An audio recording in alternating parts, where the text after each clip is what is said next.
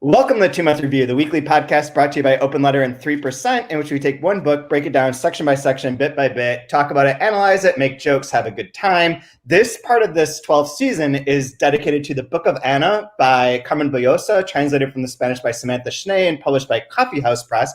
And today we'll be talking about part 2, Bloody Sunday, which runs up to page 98. It's a whole 20 pages long, so it's going to be a quick, fun little episode here. I'm Chad Post from Open Letter Books, joined as always by Brian Wood, author of Joytime Killbox.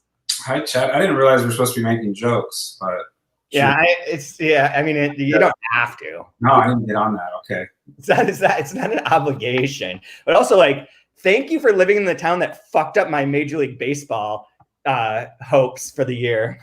Hey, just doing my part.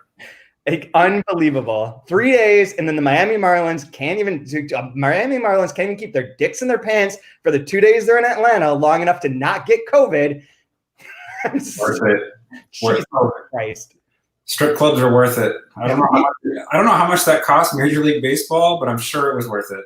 That lap dance was like $40 million of revenue. Probably more than that. Probably more than that, yeah. The whole league is shut down because some people went to the strip club. If they shut down the whole league because of that, I will lose my mind. Right now, they're just like, we don't need you, Miami. You can just. I don't know if I've said this or not on. I think I spoke to you about it. I don't know if I did it on the podcast or not, but the interesting way the mind is working for some people here in Georgia, which I'm trying to get accustomed to, was, again, it's a state where you can open carry guns and it's allowed. And so if that's the rules and it's allowed, all right, I'll have to get used to that, I guess. But I'm at the Container Store, not a place you really need a gun, right? The Container Store. It's like a container for your gun. It's bougie Tupperware, right? Oh, yeah. The Container Store. And the guy standing in front of me in line has a pistol on his hip, and his shirt is tucked in, so he's not trying to hide it, it's just out there. And it's mandated to wear masks in the store, and so my wife and I, my kid, we're all wearing a mask, and him and his wife in front of me, they aren't wearing a mask. And so I just asked them, hey, how come you'll have a gun out but you won't put a mask on? He's like, excuse me? I'm like, oh, shit. Well, clearly, you want to protect people, and I appreciate that. That's great. That gun's gonna save us, but really, a mask would protect us a lot more than that. He's like, well, it's America. I'm like, yes, it is. that was our interaction, right? Because I'm armed with a mask that's not very bulletproof, and he has a gun. So it's I don't know what this argument's not going to go well for me. No. The irony of that was completely lost on him. But I mean, that's the state of Georgia right now. They don't really, for the most part, a lot of people here don't. I mean, Atlanta's pretty cool about it, but that's one tiny dot in a big state. So yeah, and even if not everyone there is, it's shit seeping through. These things are getting crazier with people's messages and tweets and I know we're going to go off topic because this particular section, which we'll get to in a second, sort of lends itself to our times. No, Sunday is very, very. Here's a joke. I was really disappointed. This had nothing to do with brunch. I thought for sure, this has to be about having breakfast late and spending a lot of money on drinks at 11 because that's what America's all about. Brunch. This is a fact. America is all about brunch and Bloody Marys. Sunday, Bloody Sunday. Yeah, gross. but there's one of my favorite headline of recent times is the one that was about Trump retweeting the woman who believes that in demon sex, that demon sex leads to gynecological problems. Yep, my in-laws. Oh, fuck demons is literally a warning this woman has issued. Yeah, it's between that and that plandemic or whatever that conspiracy documentary. I did air quotes in case you aren't actually watching it. Documentary was that stuff's getting passed around a lot, and it's getting a lot of views, which is frightening. One of my ex-girlfriends posted that on Facebook and was like, I just want everyone to be able to check this out. There's some good points in here. And I fucking baited her through Instant Messenger to get down to the craziest parts that I could, and then I just got depressed. Yeah. It was I really believe this. I don't know what to go. I don't know how much further to go. There's no joy. I'm just glad we're reading a good book instead of, all of this stuff all the time, because this will make you crazy. This absolutely make you crazy. Well, I don't know what to believe anymore. I'll tell you what, not all that stuff. How about that? We'll start there. This is not related to this book. I guess, I don't know, maybe it is, but I did put up today on 3% a series of 3 interlocking posts that are like a complicated, crazy setup, but they all involve like Baudrillard, illusion, and then there's one on illusion, Baudrillard, and then one on baseball, and then there's one that kind of combines the two, but parts of them. It's not like a full thing. So if you want, and it has parts that aren't in the other two, so there's no complete anything. It's a mess, but it's a fun mess. But in one of them, I included in the one that's like the quote unquote complete one, it included a post from Bob Lonsberry, our local conservative hero, who I found tweeted today this. So there's from USA Today, there's a quote from that basketball player who's Porter, whatever, Michael Porter. Just a setup though, if you're not from the Rochester area, Bob Lonsberry, is he a conservative radio talk show host? Conservative radio talk show host. There's a big movement to get him to get rid of his advertisers now, because he's been threatening to kill Black Lives Matter protesters and encouraging people to run them over. He's kind of a crazy person. Well, he's very is he kind of alt-right? Alt-right. It wouldn't be fair to call him a conservative. He's more of the fringe. He's like a libertarian, but extra batty. Right. Everything's kind of shaded with racism and super amounts of racism. Okay. Yeah. So USA Today, there's a tweet that was a quote from USA Today. This quote from Michael Porter, whatever Porter, the basketball player who believes that this is all fake, who says, personally, I think that coronavirus is being used obviously for a bigger agenda. It's being used for population control, just in terms of being able to control the masses of people. And Bob Lonsberry just retweeted, "The gentleman is right." This is the world that we live in, where an illusion can take over precedence. So anyways, that's a long way around to say there is the thing that I wrote, I'm very proud of. I think it's fun. It's long. There's a whole bit about illusion that ties into what we're talking about here. And with all these fake tweets, or these tweets that have get people to believe in one thing, and then it becomes some wholly other crazy bit.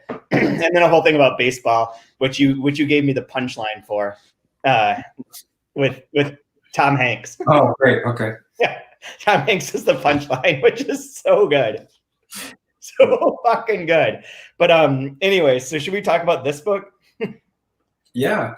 Bloody Sunday, 20-page section. Before we get into it, I haven't read the piece that you've done yet, but is it his essays on reality and? It's called The Perfect Crime, and I never reference it. Okay, got it. It's all inspired by having read that book, but it's never referenced. But I reference at the end as if it was discussed in there. It took a long time to write that. It's in 2 voices. There's a lot of things. Okay, that's all I want to know. Okay. I think people will enjoy it in the end. Yeah, I'll check it out right after this. We'll see. So Bloody Sunday is set on Sunday, January 9th, aka January 22nd, 1905, because they used a different calendar at that point in time, in which all this was historically accurate. There was a march, a series of protests essentially in march to the the Winter Palace to deliver to the Tsar a set of demands about being pro worker, better wages, less time that you have to be employed, or you have to spend working. So instead of 15-hour days, 8-hour days, things like that they wanted to go and petition the Tsar for, which I guess was very common in Russia at that time, that you would petition the Tsar for new things, and they'd be like, oh, okay, we will grant this to the classes, to the peasants or whatever, and keep society rolling. And in the historical thing, and this is represented in here too, it wasn't really rebels or Bolsheviks or anarchists that were marching. It was truly these people behind this priest, Father Gaban, and people who were workers who wanted these little rights. And the Tsar assumed that it was something else, put out shitloads of military that were protecting the Winter Palace and in all this parts of the city. And then due to various confusions and ill leadership, they ended up like attacking and shooting and killing numerous people that were protesting. And obviously, like, I think the government says like 13 people died. The protesters say like, 1,000 died. There's no real good consensus, but like there was violence. It broke out. People were shot and killed for marching for these rights and for organizing. And so in this, it's told through, I guess, kind of two people. Alexandra, there's three Alexandras. It goes into, there's a long description of the three of them, but one of them we saw last part, who is Anya's like housekeeper or servant. I don't know what her official title is. And she was looking for her brother. She gets caught up in going on this march, and she ends up getting killed in this particular chapter and brought back home. And then there's the simultaneous story of Claudia who's Sergei, who is Anna Karenina's son, his wife, who's trying to get a message to the Tsar about the painting of Anna Karenina that they want to take for the museum, and trying to like get it appraised. But obviously her messenger can't get to the palace, can't get anywhere. This doesn't seem to be working so well. So it's a very short section, which is based in real life events. So what do you think of this part? It was good. My favorite out of all of these, we can talk about it later, but I liked chapter 26. What on earth was the Tsar thinking? Oh yeah. It's on page 91.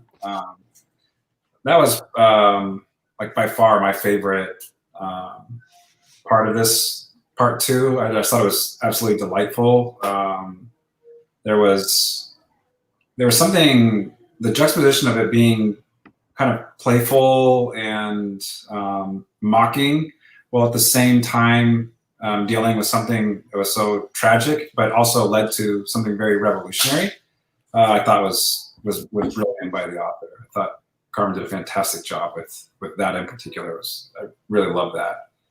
And I also really enjoyed the like for me, it was confusing having three Alexandras in this short section, which I think plays in wonderfully with, again, how confusing the actual facts of what happens and how we're going to tell about it later. Was it swords? Was it bullets? Was it 15 people? Was it 200 people?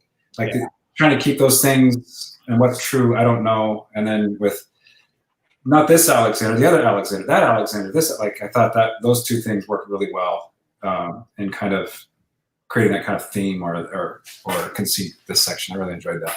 Yeah, I did too. Was it Lenin that said that the victors are the writers of history, or that quote about that? Like it's I don't know. That's probably more cliched, but something about like the secretary gets to write like what happened essentially. Yeah, I don't know who said it, but yeah, I know that adage of like it's whoever wins the war gets to tell the history of it.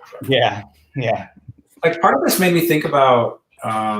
Gosh, it was forever and ever and ever ago. When you learn about the Boston Massacre, the American version of the story is that the protesters show up peacefully, right, and unarmed, and I think it was a snowball throwing snowballs at the British soldiers that started the violence and sparked the violence. But then there are other people that are saying like, no, there was some like shady shit that went on, and that's what sparked it. So like depending on if you want the American version, we're just kind, lovely, peaceful people that had nothing to do but just wanted to field some complaints, and then all of a sudden they start shooting us for no reason, right? Yeah. I don't know about you, but I've been to Boston. I am pretty sure that there are some obnoxious motherfuckers in that crowd. There was some Boston Lager. There was They came in from Pawtucket. Yeah. And I think it works perfectly with, depending on which news organization you like, what's going on in Portland right now.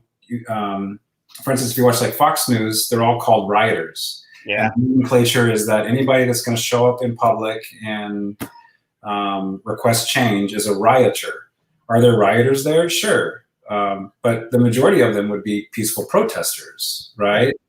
Would it be fair to look at this whole group and say that they're all playing guitar and singing Kumbaya and being perfect peaceful protesters? Well, no, that's not true either.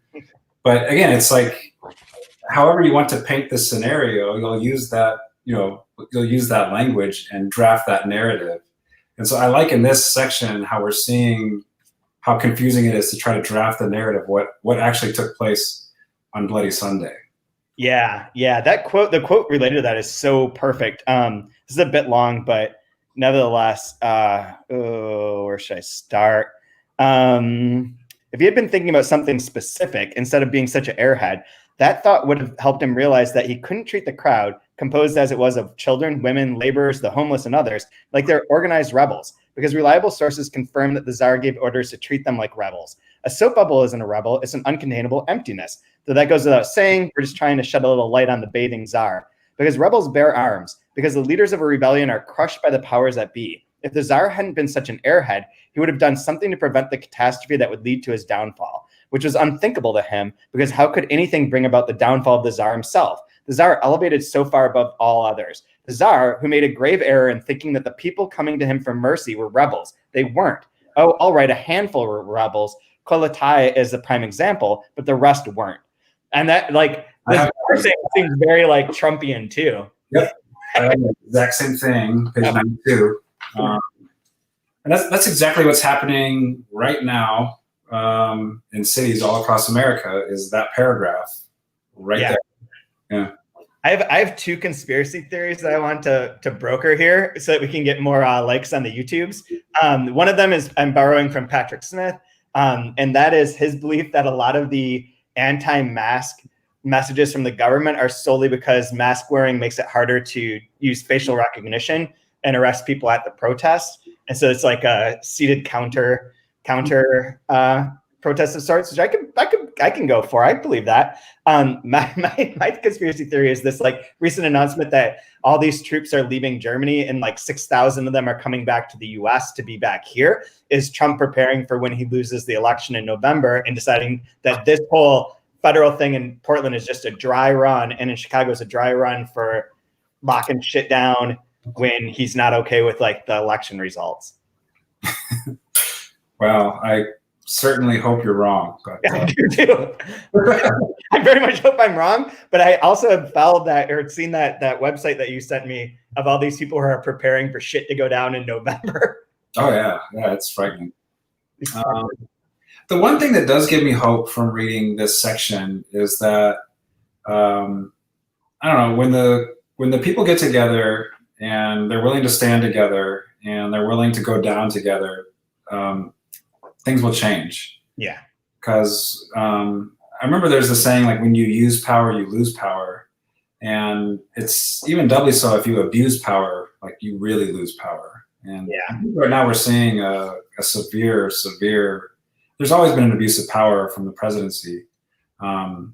Like, name a president, right? Yeah.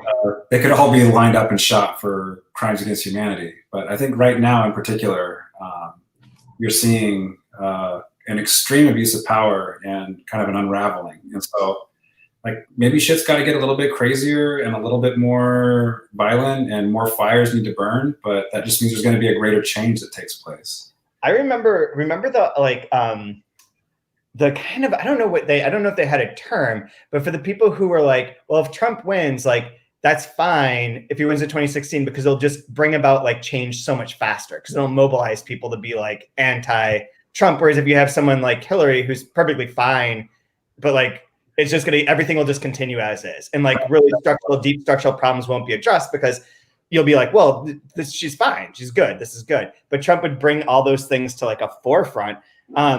But I don't think that those people expected that to be happening in the middle of a fucking pandemic. Like, an immense amount of economic uncertainty and this amount of, like, of weirdness going on. My favorite thing that I just saw was a Trump pair of tweets that I'm so enamored with, where he says, I am happy to inform all the people living their 3 capitals suburban lifestyle dream that you'll no longer be bothered or financially hurt by having low-income housing built in your neighborhood. Your home prices will go up based on the market, and crime will go down. I have rescinded the Obama-Biden AFFH rule. Enjoy! Exclamation mark. Like, what the fuck? Like, that's some serious. That's like a declaration of not war, but like a complete distaste and just like almost like dismissing a giant section of the populace. Yeah. No, I mean, this all reminds me of, this was a while ago. This would have been, I can't remember the year, probably 2011 or 2012. I went to a reading of Rebecca Solnit's as part of the Center for Literary Arts in San Jose. She gave a reading and then was reading some essays and then discussing at length about Arab Spring and why these, like the violence and the stuff that was taking place can be seen as good things. And it's not that it was like joyous, but this is the way that change is going to happen. And so while you want to be all doom and gloom, like things are going to change because of this. And I'm curious if there'll be more essays that come out with what's going on now, because it seems to echo exactly what she was saying, as far as trying to be optimistic in the light of this kind of stuff happening, because it's going to lead to some sort of, hopefully, a positive revolution of some sort. Yeah, yeah. It is the first time. I mean, this is part of what I tried to put into that post, but it is one of those weird times where like things have there's certain pillars of our like social makeup that are seemingly unchanging, or have been unchanging and like resilient to change for so long. Like, be it like using baseball as an example, the normal length of the baseball season, or maybe more pertinently, like the college football season being disrupted is like something that was unthinkable at a different point, at any point in time prior to like now. And even now, people are like, no, it must go on. And if those things can change, a lot of things can change. Those are like seemingly small, but really aren't. Like they're a real big business, sort of. When Wisconsin's like, we're going to lose $100 million if we can't play our full football schedule for the fall. Like that's a big deal. Yeah. In a way. I had this section I liked, but the one thing that I think is maybe intentional, but that I don't know what to make out of, is like how breezy it goes past the actual events of that day. Like it's reported in these ways, like it's a little, like I feel like there could have been more, and I think this is my hypothesis, is that it's like the anti-Tolstoy. Like if Tolstoy writes 1,000 pages on War and Peace and like belabors these particular sorts of confrontations or political actions, and like Anna Karenina is loaded with like 10-page dialogues on, you know, different political aspects of the society and of peasants, and of like the role of peasants after they've been freed as serfs and like a working class starts to exist, and like how one can maintain that. And it's like long and detailed and thick, and this is the opposite of that. Like this is like moving super fast past this one day in which like people are killed. It starts the unrest that's going to lead to a lot of other things. Lead to the October Revolution. Lead to 1917. All those things are going to happen out of this. But like we get like kind of character portraits, but maybe not even character portraits. Just like a quick hitting. And the other thing that I didn't know until I looked this up was that Father Gabon was a real person. Yeah. He gets murdered. Well, not in this book, I don't think, but he gets murdered by a police informant that he's supposed to be. Like, there's all sorts of fun stuff going on in this time in Russia. Holy cow! There's weird stuff going on at this time in Russia. Yeah. Bonkers over there. I think a great example of what you're talking about would be on page 94. There's a brief little spat of dialogue with Anya. When I think it's between Valeria and Anya. What happened? What's going on here? The Tsar's men shot at us. Where? Anya asks. We were marching up to the Narva Arch. It was swords, not bullets. It was bullets. They came at us with bullets and swords. Hundreds of people are dead. Volodin fell. I saw him dead. He's dead. Yes, hundreds died, and even more are wounded. And Alexandra? Anya asks. And that's basically the recap of, but it's just one quick little snippet. And then the other cases are just very quick little snapshots from different points of view of what happened. But yeah, there isn't much there. It is breezed over quickly. In a way, like maybe it is just trying to retain it, like the idea of that it's only how these people experience it in their homes rather than the event itself. Yeah, I took from this, it was less about the event and more about the perspective. Yeah. I forgot. I circled. It's so funny that you read that section because on page 97, there's a line that says Valeria finds the little wire figure, and I circled and said, "Who the fuck is Valeria?" Yeah. And then you just read it. Apparently, she lives with Anya. I guess I don't know. Yeah. I don't remember her being a character at all. Yeah. No, and I think the section that you read with the Tsar and. Like, had he not been in a bathtub, everything would have been different, perhaps. Or, I mean, like, yeah. It's like this is what happens when you have really weak leadership. Yeah. And again, there is something, even with the heaviness of this day, there is something playful. Like, even the way, is it Piotr or Piotr? Yeah, Piotr.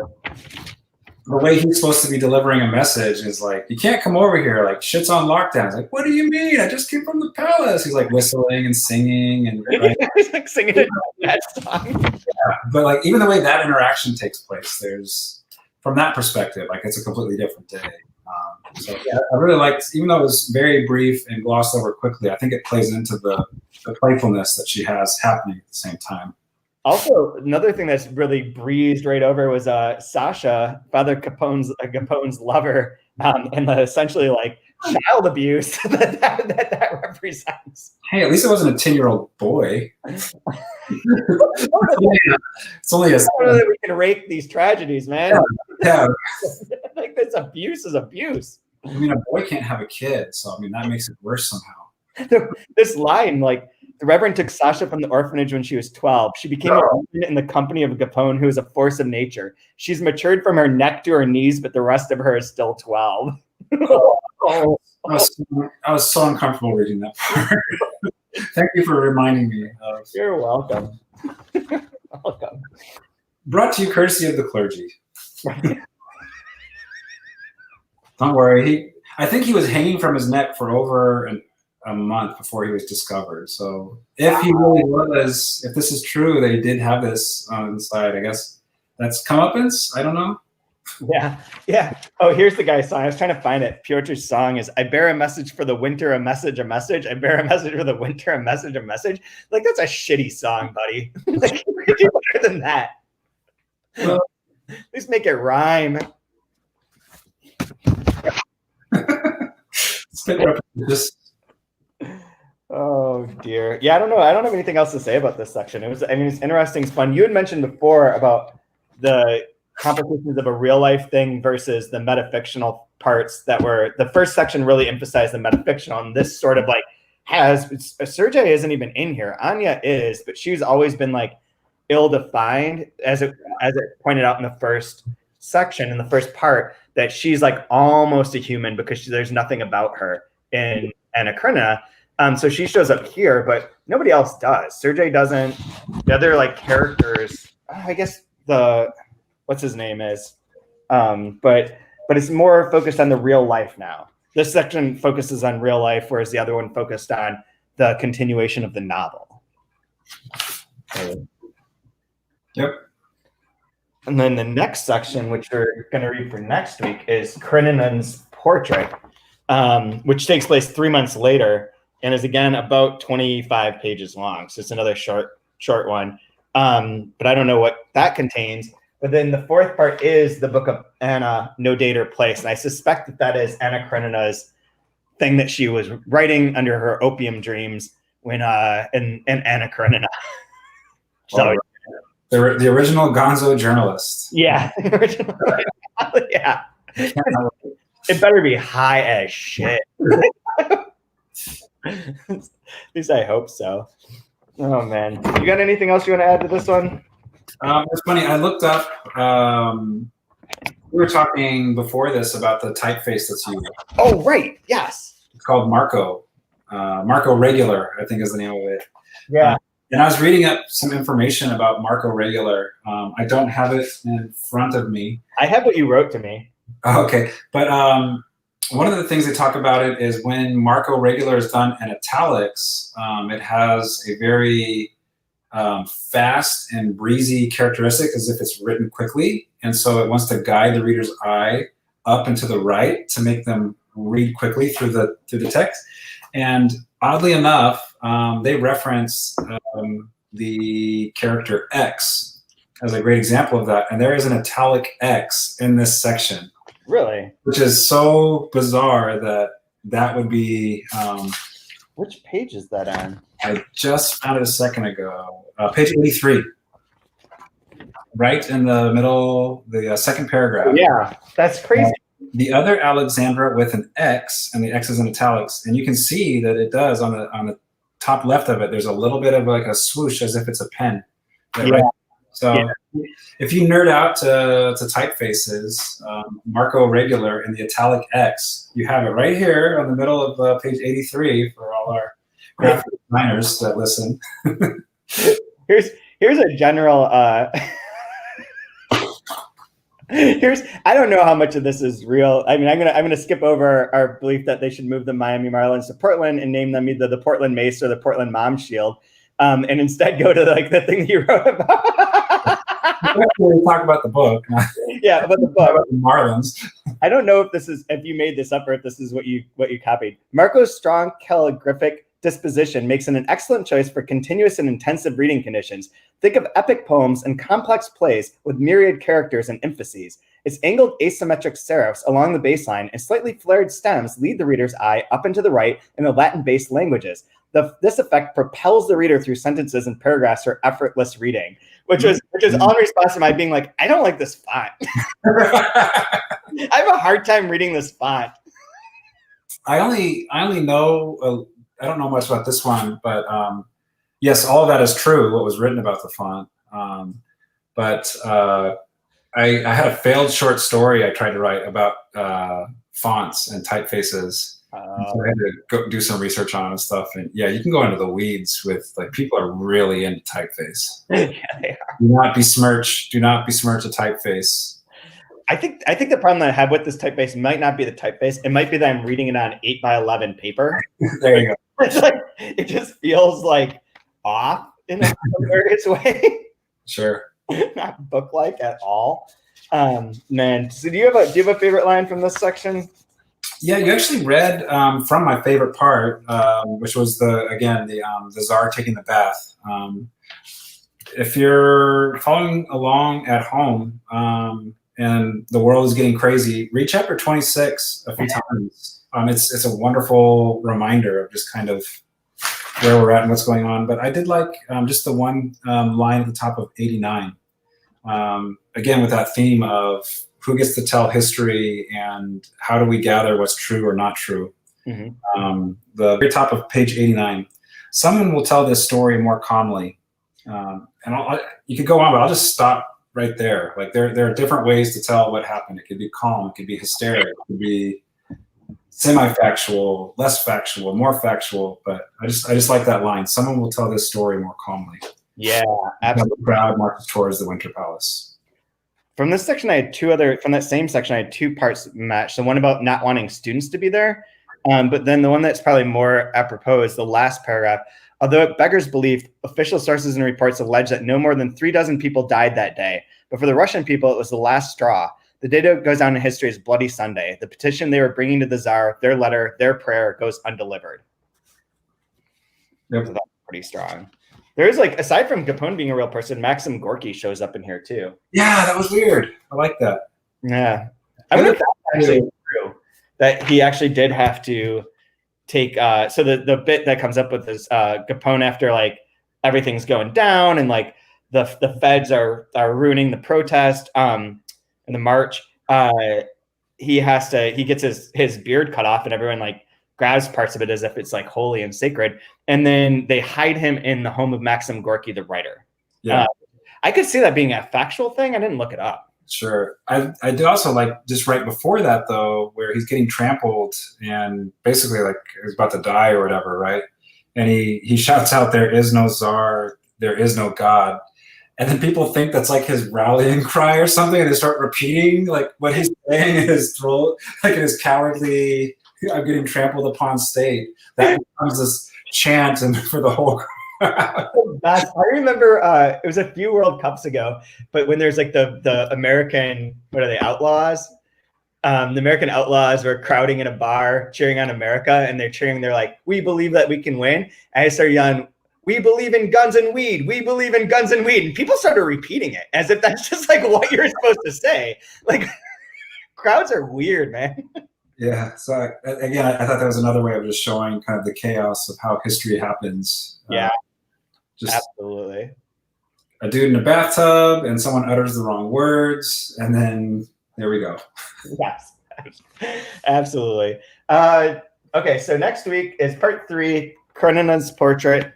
Goes from page like 99 through 126. So another short section, and then we'll be more than halfway through the book, if we're not already, actually, because it isn't a very long book. Do you have anything that you want to plug or promote? No, nothing at all. Buy my book or buy some other book or just read some books. Don't go on Facebook.